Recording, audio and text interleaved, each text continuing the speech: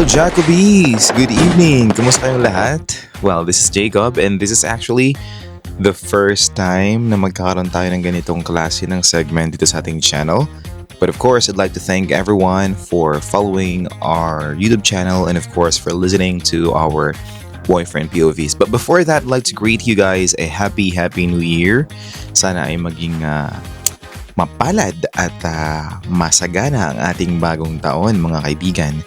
And of course, I'd like to invite everyone, for those of you who are active listeners of this channel na hindi pa nakakapag-subscribe, we would like to invite you to please subscribe to our channel kasi if I'm not mistaken, 60% of our listeners are actually not subscribed. And I'm kind of surprised with that, but we would like to hope na by this year, if you enjoy our content, if you enjoy our videos and our POVs, please, your subscription and your attention and your time are already big contributions sa atin pong channel. So, for this episode, what we're gonna do is that we will be having a segment na kung saan parang magiging radio drama yung atake natin dito. And we will call this segment as Dear Jacob. Because for this video or for this episode, we are privileged to be featuring one interesting story from one of our listeners and sana ay magustuhan niyo po.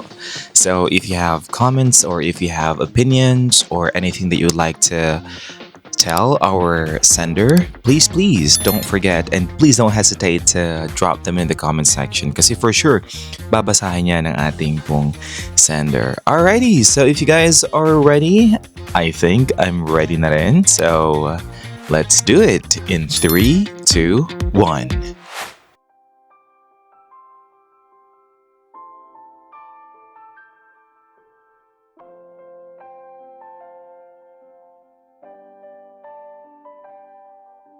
Dear Jacob, bagong lahat, gusto muna kitang i-congratulate sa new segment mo sa channel mo. At sana mapili mo akong buena mano. Tawagin mo na lang akong James. Kakagraduate ko lang ng tourism noon. Fair-skinned, medyo slim, at sinasabi namang kaklase ko na gwapo daw ako. Well, I'm not sure. It just so happened na lagi lang ako kinukuha kapag nangangailangan ng model yung school namin. Pero hindi pa talaga ako handa sa kahit anumang romantic relationship. At sa totoo lang, wala pa talaga akong malinaw na plano sa buhay.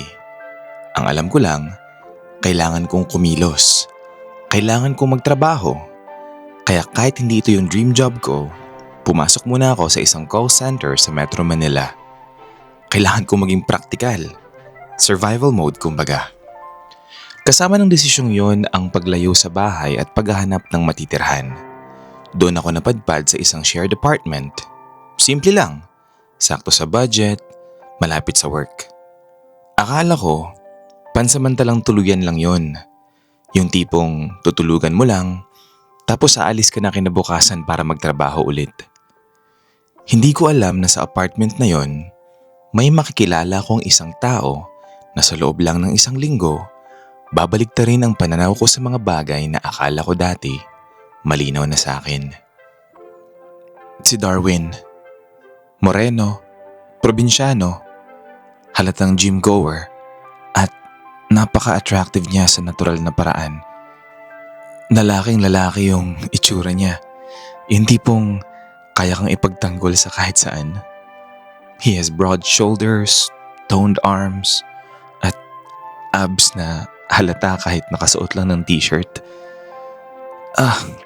Well, actually wala naman talaga akong pakialam sa mga ganong bagay since lagi naman ako nakakakita ng mga ganon ka-attractive na mga lalaki dahil sa pagsali ko rin sa mga pageants. Pero iba kasi yung dating ni Darwin. Yung tipong kapag nakasalubong mo siya, lilingunin mo talaga.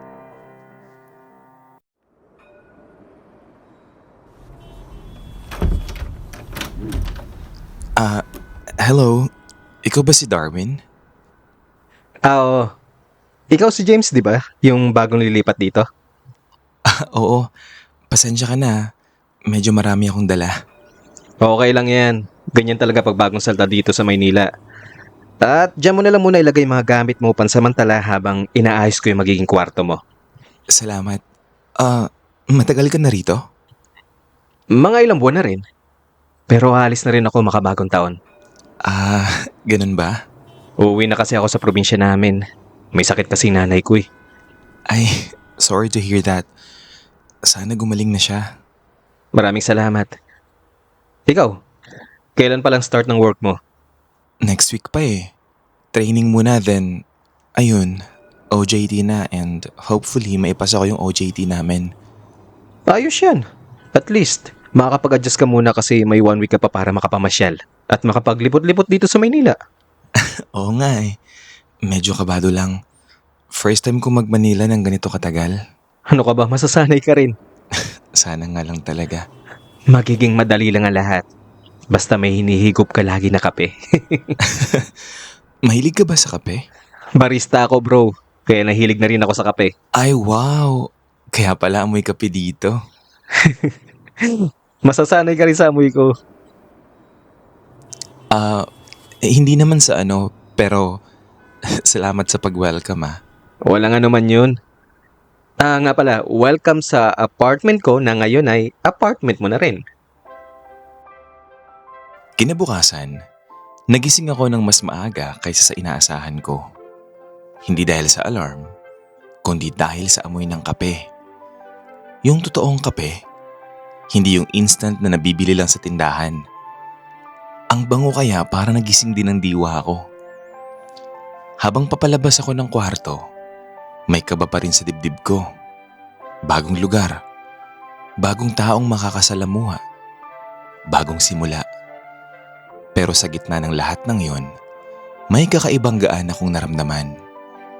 Parang hindi ako nag-iisa. Parang may taong nandun na hindi ko kailangang pilitin ang sarili ko para makasabay. At doon ko ulit siya nakita. Si Darwin. Simple lang. Pero parang natural na bahagi na ng umaga ko kahit isang araw pa lang akong nandoon.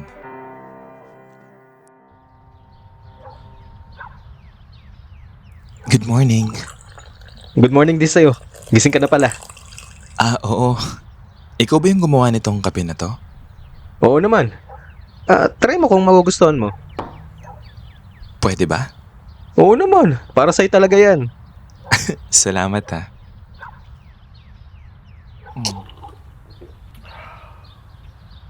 Grabe. Ang sarap naman ito. Sa coffee shop ko lang natitikman to ha. Mabuti naman at nagustuhan mo. Iba yung lasa eh. Balance lang yung pagkakatimpla. Tamang timing lang yan para sumarap. Parang ikaw. Ha? Yung kape. Masarap. Ayos ka lang ba? Oo naman. Siguro inaantok lang ako kaya kung ano-ano nasasabi ko. Normal lang yan. First day mo dito eh. Ikaw, anong oras ka papasok? Mamaya pa naman ako. Closing shift kasi ako ngayon. Kaya pala chill ka lang. Sanayan lang. Ang saya siguro ng trabaho mo, no? Well, nakakapagod din. Pero okay na yun kaysa sa walang ginagawa, di ba? Oo nga naman.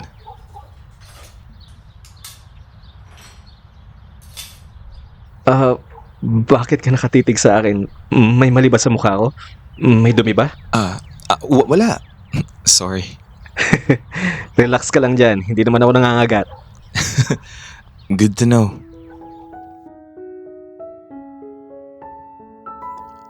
Habang lumilipas ang mga araw, unti-unti akong nasasanay hindi lang sa apartment na kasama si Darwin. Hindi kami palaging magkasabay ng oras. Pero ramdam ko siya sa bawat sulok ng bahay. Sa malinis na counter. Sa ayos ng mga gamit. Hindi ko alam kung bakit. Pero may mga sandaling nahuhuli ko ang sarili kong ngumiti nang wala namang dahilan. Parang may nabubuong comfort. Parang may taong unti-unting nagiging parte ng routine ko kahit hindi ko pa naman inaapin sa sarili ko kung ano talaga ang ibig sabihin nun.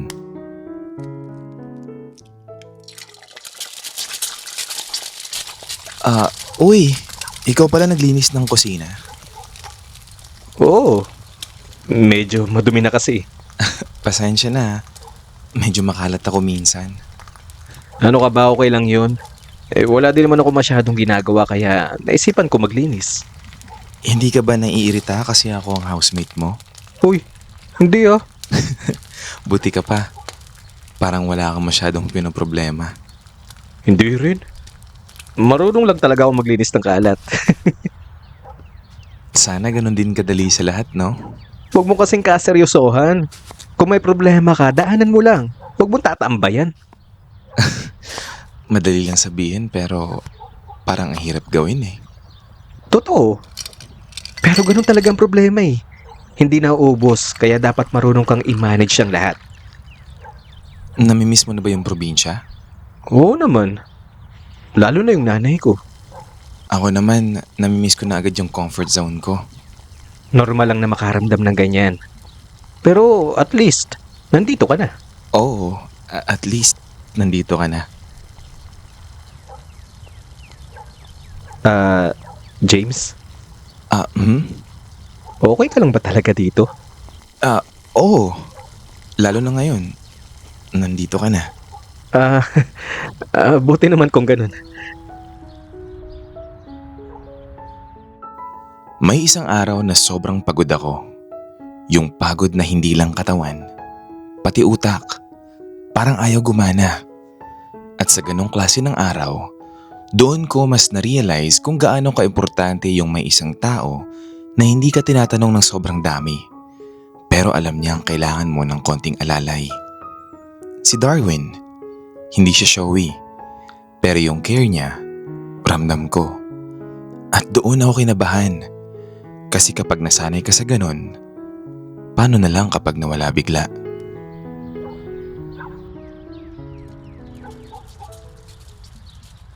Uy, James, okay ka lang? Ha? Oo, medyo pagod lang. Kita nga sa mukha mo eh. Ang putla mo kaya. Uy ka. Normal lang to. Puyat kasi ako sa mga training. Parang hindi naman. Iba talaga yung aura mo ngayon. Information overload kasi yung training namin. Tapos nagkamali pa ako sa mock call. Parang gusto ko na lang maglaho kanina. Ano ka ba? Normal lang na magkamali. Oo, pero nakakahiya kasi. Hindi nakakaya yun. Parte yun. Hindi ka naman kasi robot para hindi magkamali. Sana robot na lang ako para walang feelings. James, mas okay yung may feelings. Sino may sabi? Ako. Confident ah. Halika nga rito. Umupo ka muna dito. Kumain ka muna ng tinapay oh. Ito, Hindi ako nagugutom. kahit konti lang. Para lang magkalaman yung tiyan mo. Darwin, okay lang talaga ako. Basta, umupo ka dito at kumain ka. Pinag-aalala mo ako eh. Oh, di ba? Good boy. Grabe, good boy pa talaga. Ikaw kasi, nakikinig ka naman pala eh. Kung may award lang sa bossy, ikaw nang panalo. Sinunod mo naman ako. Kasi natatakot akong i-judge mo ako. Hoy, hindi kita ginajudge ha. Alam ko. Wait. Gusto mo nga pala ng kape? Pagtitimpla kita. Yes, please. Maraming salamat. Anytime. Okay, sige na. Titimplahan na kita. Alam mo, ikaw yung pinaka-okay na part ng araw ko ngayon. Huwag ka nga ganyan. Bakit? Baka masanay ka. Eh di masasanay. Ano naman? Ang kulit mo. Ikaw nagturo sa akin.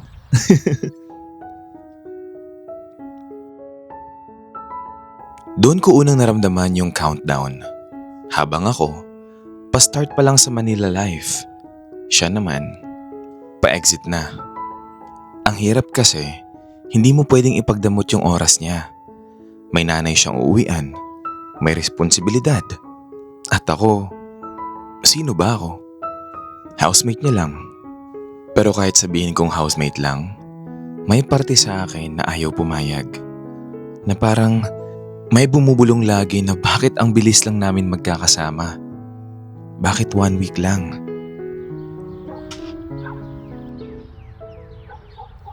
Kailan ka ulit uuwi? Makabagong taon.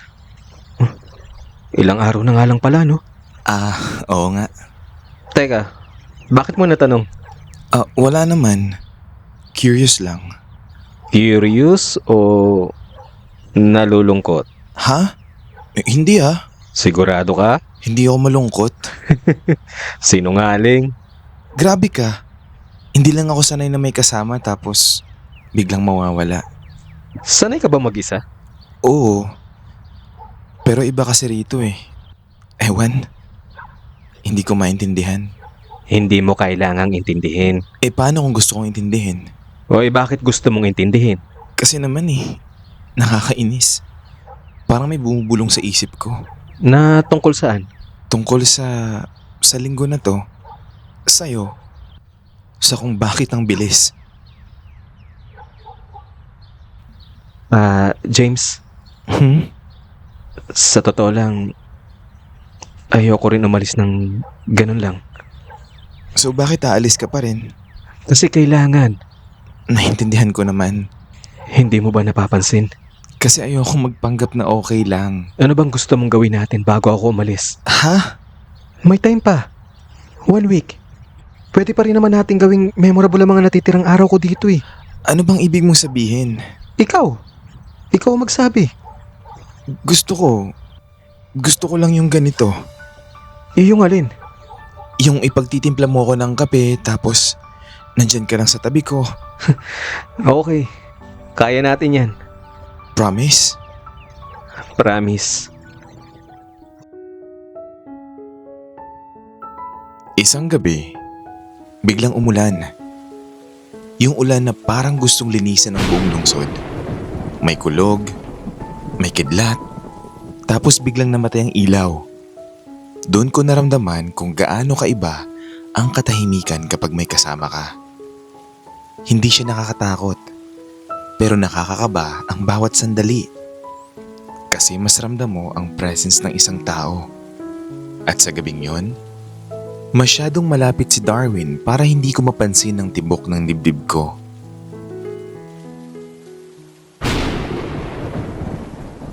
Ay, brown out? Dahil siguro sa lakas ng ulan sa labas. Wala man lang pasabi. Normal yan dito. Sandali lang naman yan. Babalik din yan mamaya. Sana nga. Hindi ako sanay. Bakit? Natatakot ka ba? Hindi naman. Siguro konti lang. Halika rito. Mas maliwanag dito sa may bintana. Okay. Ang lakas. Oo nga eh. Parang galit na galit ang langit. Parang lahat galit lately. Baka naman ikaw lang. Ako lang siguro. Ano bang iniisip mo? Ewan. Ang bilis ng mga nangyayari. Ganyan talaga sa syudad. Dapat fast pacing. Hindi lang din yung city yung mabilis. Pati yung sa atin. Sa atin? Dito sa apartment.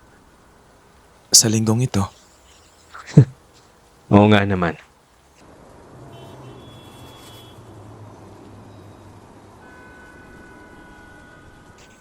James, hindi ka naman nagsisisi na lumipat ka dito, no? Hindi. Actually, mas natakot pa ako sa kung gaano ko siya nagugustuhan. Ang alin? Yung pakiramdam na may kasama ako. Hindi masama yun. Pero temporary ka lang dito. Oo. Pero kahit sana paalis na ako dito, dapat maging masaya lang tayo.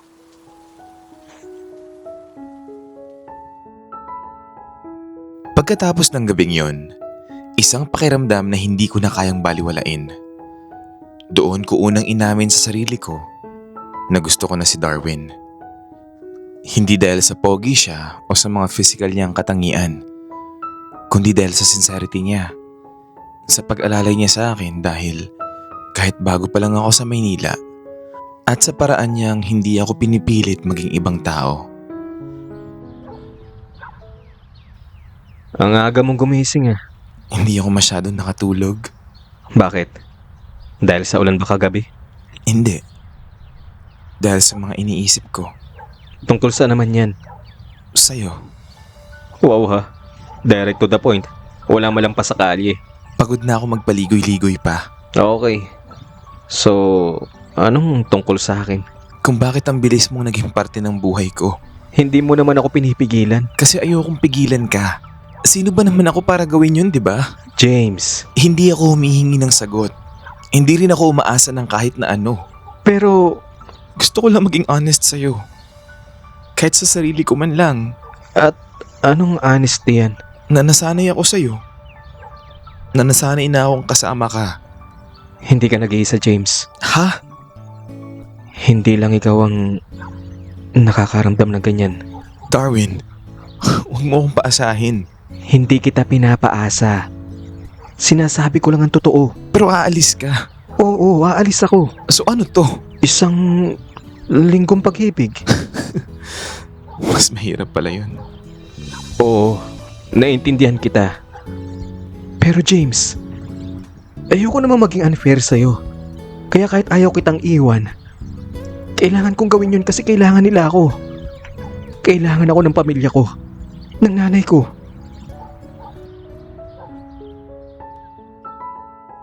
Simula nung araw na yun, mas naging tahimik kami pareho.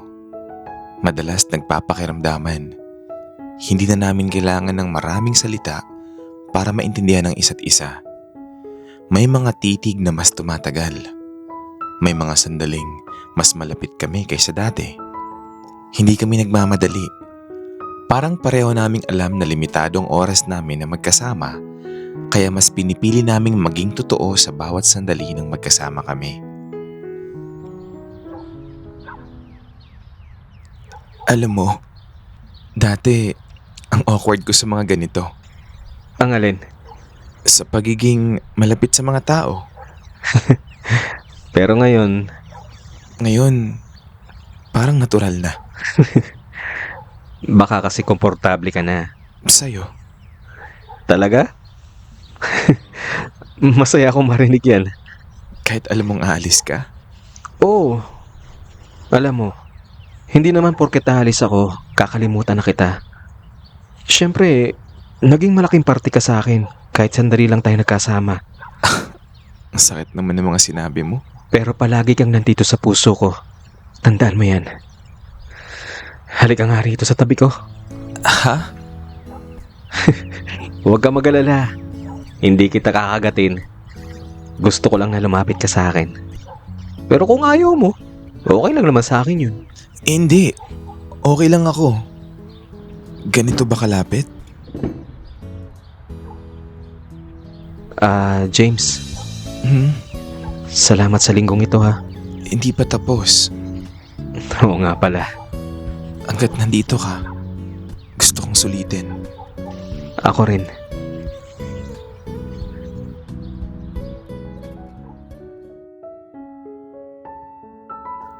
Papunta na ang bagong taon. Pero imbes na excitement, kaba ang nararamdaman ko. Habang ang iba, naghahanda ng handa at ingay, ako ay tahimik lang sa apartment. Binibilang ang oras. Kasi habang papalapit ang 12:00, mas papalapit din ang pag-alis ni Darwin. Ang hirap pala kapag alam mong may ending ang isang kwento. Pero wala kang magawa kundi hintayin ito.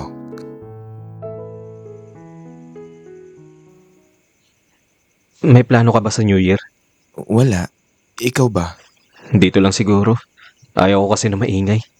Same. Hindi ko trip yung maingay sa paligid. Pwede naman tayong maghintay lang na pumatak ang 12:00. Dito sa apartment? Oo. Yeah. I think that's okay. Hindi ka ba nalulungkot? Nalulungkot. Pero mas ayokong magkunwari. Salamat sa honesty. Ikaw ba? Anong nararamdaman mo? Mixed emotion. Excited ako umuwi, pero alam mo yun yung alam ko may maiiwan ako rito. Ako ba yon? Oo, Hindi ko alam kung matutuwa ako o masasaktan. pwede namang pareho.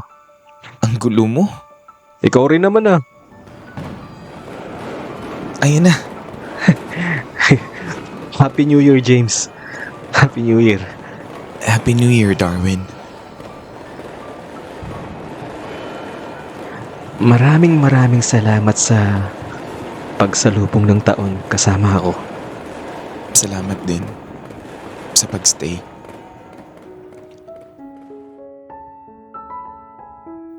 Dumating ang huling gabi niya sa apartment.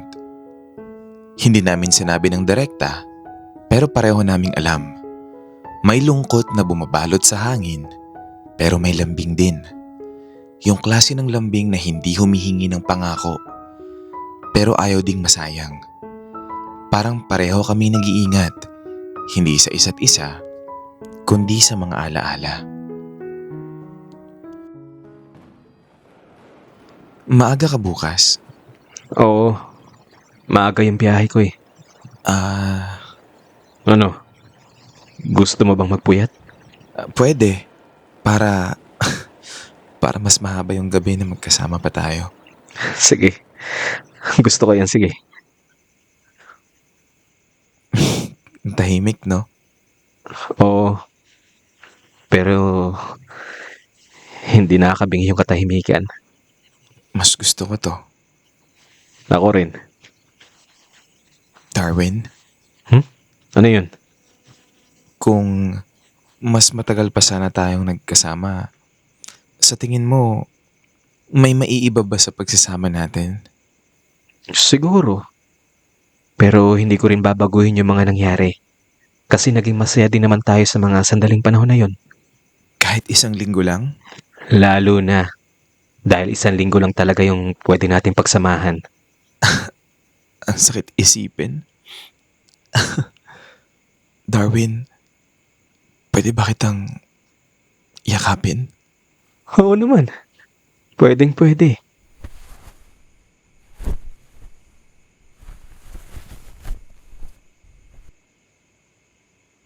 Sana ganito na tayo forever. Sana lang talaga pwede, James. Kasi ayoko lang matapos ang oras na to na kasama ka. Ayoko nang bitawan ka pa.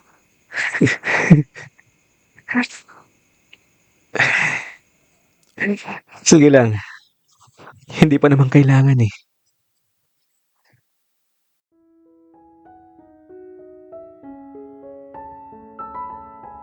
Pagdating ng umaga, mas naging maliwanag ang apartment. Pero mas mabigat ang pakiramdam ko. Lahat ng tunog, zipper ng bag, paggalaw ng sapatos, parang masyadong malinaw sa pandinig ko. Gusto kong magsabi ng maraming bagay sa kanya para wag niya akong iwan. Pero parang walang salitang sasapat. Kaya pinili kong maging totoo sa paraang kaya ko. Ayos na to. Ang bilis ah. Oo nga eh. Ingat sa biyahe. Salamat. Ikaw rin dito. Sa work mo palagi ka ding mag-iingat ha. Salamat ah. Sa lahat. James, Hmm? hindi ko pagsisisihan to.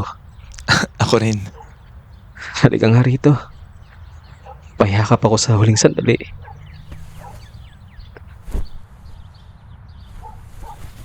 Darwin, Sandali lang.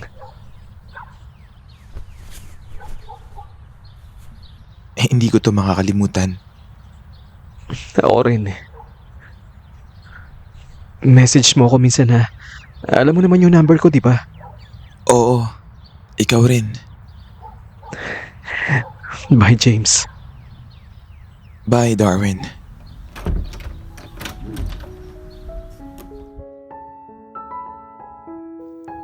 Pag-alis niya, biglang naging iba ang apartment. Pareho pa rin ang gamit, pareho pa rin ang ayos. Pero yung pakiramdam na nawalan ka ng isang minamahal, yung simpleng presensya niya na hindi mo namamalayan na naging sandalan mo na pala. Sa bawat sulok, may alaala. Sa bawat katahimikan, may echo ng mga sandaling hindi na mauulit. At doon ko na-realize na hindi pala kailangan ng matagal na panahon para masaktan. Kailangan lang ng tamang tao.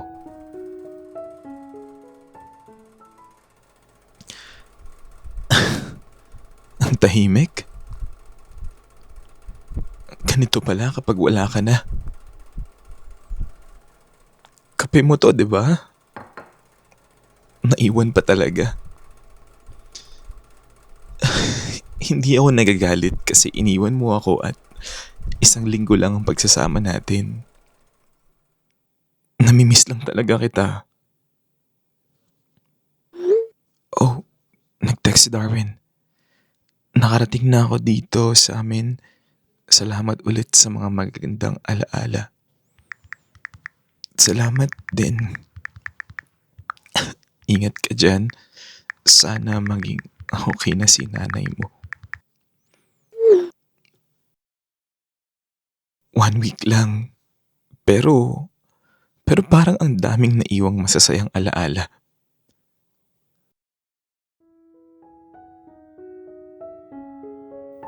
Lumipas ang mga araw. Bumalik ako sa routine. Calls, scripts, metrics, pahinga, at tulog. Pero may isang parte ng araw ko na laging may nakalaan para sa alaala niya. Hindi kami araw-araw nag-uusap. Hindi rin kami nag-promise ng kahit ano sa isa't isa. Pero may connection na nananatili.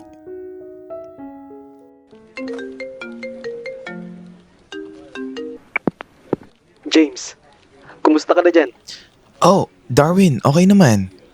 Pagod pero kinakaya. Buti naman. Ako rin, medyo busy din ako dito sa amin eh. Kamusta na si nanay mo? Okay naman na siya. Stable na. Buti naman. Alam mo, minsan naisip ko yung apartment. Ako rin. Yung magkasama tayo nagkakape. Yung 1 linggo. Oo, Darwin, hindi ko alam kung saan to papunta ha. ako rin. Pero okay lang. Hindi naman kailangan laging malinaw kung saan papunta itong LDR natin eh. Basta maging totoo lang tayo sa isa't isa. Sabihin mo na kung hindi mo na kaya na magkalayo tayo. Kung makakahanap ka ng iba. Ikaw din. Sana magsabi ka kung hindi mo na kaya. Maintindihan ko.